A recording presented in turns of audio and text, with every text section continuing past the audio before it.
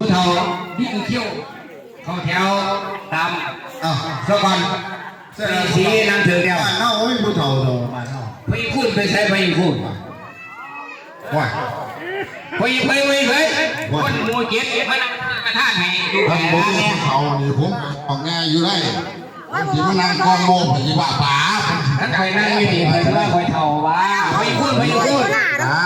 นเอาแว่งอยู่ไปยอดมานั่งให้ดูแผลรถผู้เฒ่าเอาไม่เฒ่าที่เขาเมื่อนานะไอ้ไส้ท่านไม่ได้มานั่งได้ไม่ใหญ่สุด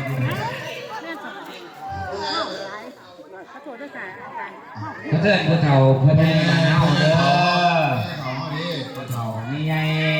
ผู้เฒ่าพ่อใหญ่ครับเอามานั่งตามกันรับพ่อให้ลูกนี่นะครับพ่อเป็นซีรีส์พูดตัวเขาว่าเขาบอกผมครับผมพ่อให้ลูกการเป็นไปใหม่ก็โค้ดได้ก็ได้เป็นซีรีส์มงคลเนาะร้านโหดน้ำครับผมโหดกาประโดดตามกันรับไปครับผมครับไม่ออกไปนี่ไปได้ที่ทุบดิว่าเดี๋ยวตัวเขาให้เราโอ้ยเอาไปมองเอาเมื่อนี้มันแปลกคำเก่าคำมันประจันคือเก่าเลย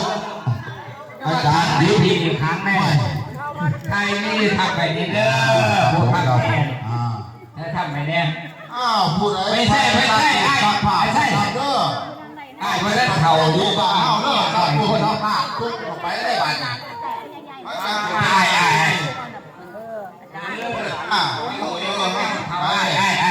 มานั่งน้ำนองโอ้พญาท่ายมนั่งเป็นประมุขเด้อพญาท่ายมนั่งทางพญาเก้าพญาสีวงการทีมงานเขาเห็นเราเด้อทีมงานเขาเขาเบิร์ดเดียวก็ว่าโมเบิร์ดหรอกที่เราไปอยู่แต่ว่าก็คือปีนี้เขาว่าจั่วเขาตัวหัวหมอกเขามันเหนียวอยู่เจ้าเราไปอยู่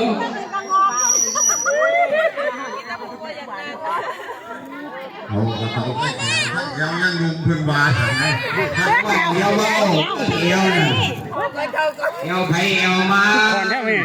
เบิร์ดเที่ยวคอนเนี่ยมันจะคอนครับ2 คนหยาดไม่เห็นกันนี่ดูเขามีไงบ้านเฮามาน้ำกันห่วงบุญข้าวมันโง่แล้วบอกเลย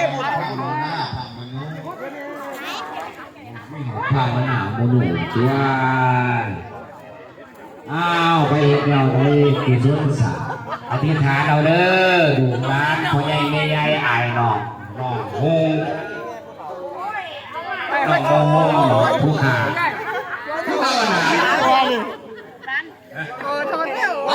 จากไหนเขาข้ากันเขาบ่เลยดิขอพร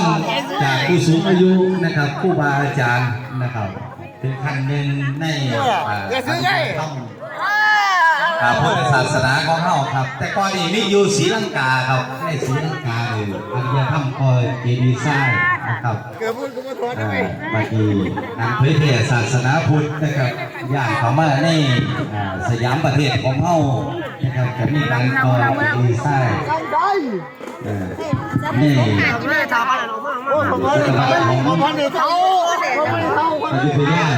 ของไอ้รถพ่อเพื่อนไทยนะครับในการนั้นนะครับการคอยเจดีย์สร้างเป็นขอพรจากผู้สูงอายุและ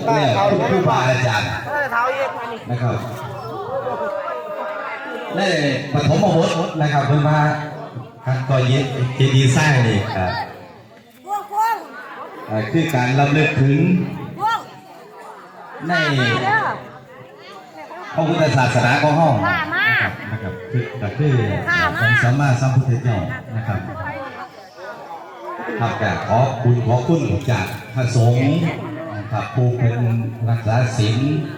และก็พ่อแม่ผู้เป็นพาลูกมาหลายผู้เป็นเคยเสี่ยมสอนลูกหลานลูกเต่าในทางดีๆให้ดำรงชีวิตในการถูกต้องนะครับ